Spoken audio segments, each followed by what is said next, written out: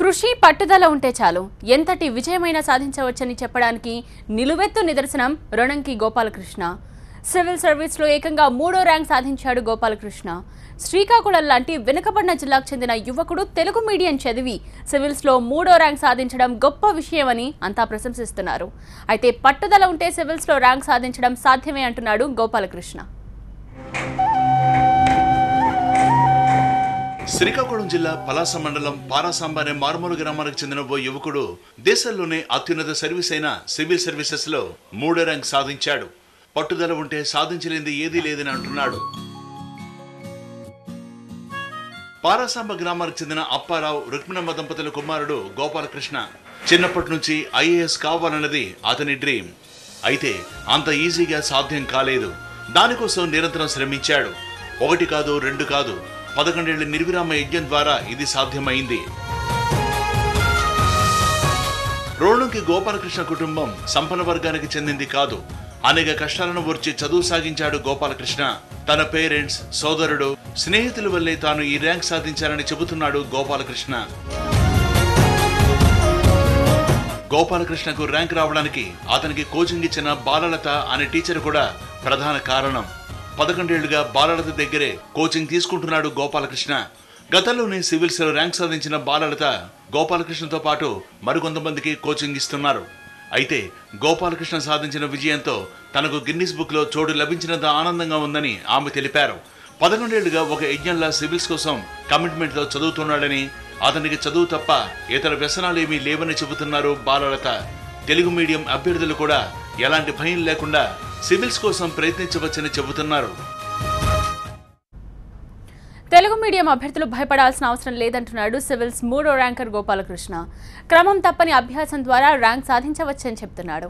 గోపాలకృష్ణ విజయం సాధించడంపై అతని గైడ్ బాలలత కూడా ఆనందం వ్యక్తం చేస్తున్నారు. తనకు గిన్నీస్ బుక్ లో చోటు లభించినంత ఆనందంగా ఉందంటున్నారు. సివిల్స్ 3వ ర్యాంకర్ గోపాలకృష్ణ, అతని గైడ్ బాలలతతో మా ప్రతినిధి తరుణ ఫేస్ టు ఫేస్. ఓ విన్నర్ క్యాండిడేట్ ఆల్ ఇండియా 3వ ర్యాంక్ సాధించిన గోపాలకృష్ణ వెంక అసలు చాలా స్టోరీ ఉంది. ఆ స్టోరీ ఏంటి అతన్ని అడిగి తెలుసుకుందాం. సో మీ విజయం వెంక ఎవరున్నారండి? నా విజయం వెనక నా తల్లిదండ్రులు, అన్నయ్య అండ్ మా చెల్లి అండ్ మీ పక్కన ఉండే మేడం గారు, బాలలత మేడం గారు, వీళ్ళు ఉన్నారండి. అండ్ దాంతోపాటుగా మా బ్రదర్ వెంకట్రావు గారు, అలాగే మా సన్నిహితులు, స్నేహితులు, నా ఉన్నతిని కాంక్షించేవారు, మా టీచర్స్, వీళ్ళందరూ కూడా నా స్నేహితులు అందరూ కూడా నా దీంట్లో ఉన్నారండి, భాగస్వామ్యంగా ఉన్నారు. ఓకే, మీ టీచర్ అన్నారు. సో మేడం మీ పేరు చెప్పండి. అసలు ఫస్ట్లీ కంగ్రాచులేషన్స్. థ్యాంక్ యూ అండి. నా పేరు బాలలత. నేను 2004లోనే సివిల్ సర్వీసెస్ పాస్ అయ్యాను. ఆ తర్వాత సివిల్ సర్వీసెస్ గైడెన్స్ ఇస్తూ మళ్ళీ కూడా ఈ సంవత్సరం అందరిని ఇన్స్పైర్ చేద్దామని చెప్పి సివిల్స్ రాయడం జరిగింది. And Gopalkrishna, I'm proud that Gopalkrishna is my student and he's a very hard working and a sincere student from a humble background.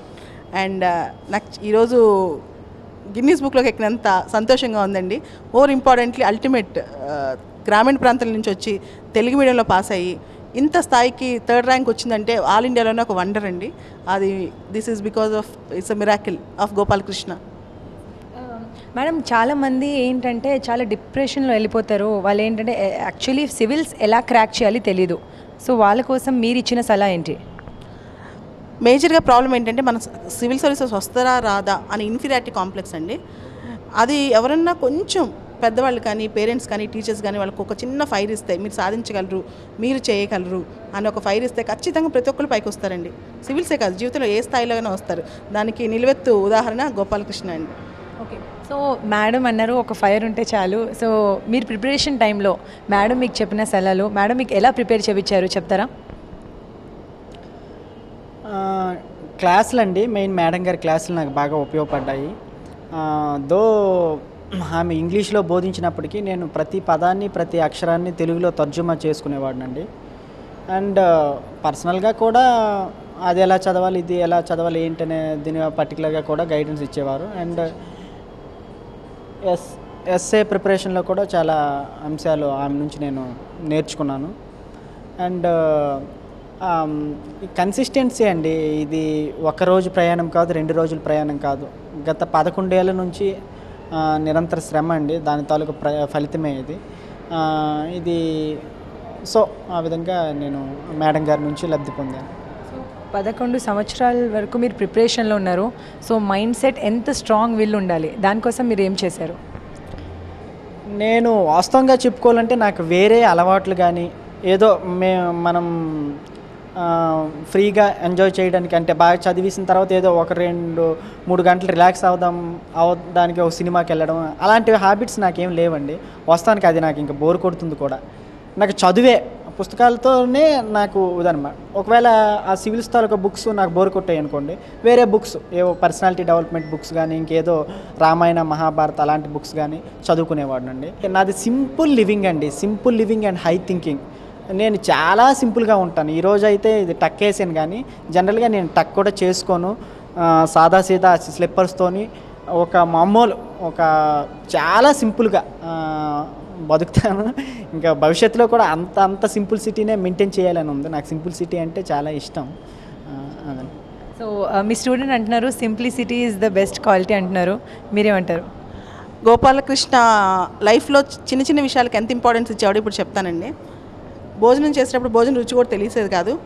ఏది ఉన్నా తినేవాడు. డ్రెస్సు ఎలాంటి డ్రెస్ వేసుకున్నాడు, అది ఇస్త్రీ చేయించిందా లేదా, కొత్తదా పద్దాదా ఏమీ ఉండేది కాదు. కొత్త సినిమా ఏమొచ్చిందో కూడా తనకు తెలియదు. మేబీ బాహుబలి పేరు తెలిసి ఉండొచ్చేమో. Nothing more than that. It is something amazing that a man like him is like him అనమాట. Complete dedication to the civil services. ఏం తింటున్నాడో దాని రుచి ఆయనకు తెలుసో తెలీదో ఇంతవరకు నాకు తెలియదు. నేను చాలాసార్లు గోపాలకృష్ణతో కలిసి భోజనం చేశాను. సో ఆయన ఇట్ వాజ్ ఈవెన్ ఒకసారి పచ్చిమిరపకాయ తింటూ కూడా ఆయనకు టేస్ట్ తెలిసేది కాదు. నేనే కంగారు పడేదాన్ని, నేను పచ్చిమిరపకాయ తింటున్నా గోపాలకృష్ణ, నీకు ఇంత కారం అంటే తెలియట్లేదు మేడం నాకు అనేవాడు. అంత కృషితో ఉన్నాడండి. He was such a dedicated person. ఇప్పుడు ప్రిపరేషన్కి వెళ్తున్న స్టూడెంట్స్కి మీరేం చెప్పాలనుకుంటున్నారు? మేడం, నాది ఒకే భావి భారత సివిల్ సర్వెంట్ ఆస్పిరెంట్స్కి నాది ఒకే ఒక అప్పీల్ అండి. మీరు కన్సిస్టెన్సీగా హార్డ్ వర్క్ చేయగలిగితే ఈ ప్రపంచంలో సాధించలేనిది ఏమీ లేదు. గోపాలకృష్ణ లాగా మీకు సివిల్ సర్వీసెస్లో ర్యాంక్ రావాలంటే పట్టుదల ఉండాలి, డెడికేషన్ ఉండాలి, ఫోకస్ ఉండాలి. కెమెరా పర్సన్ హర్షతో తరుణ, TV9 హైదరాబాద్.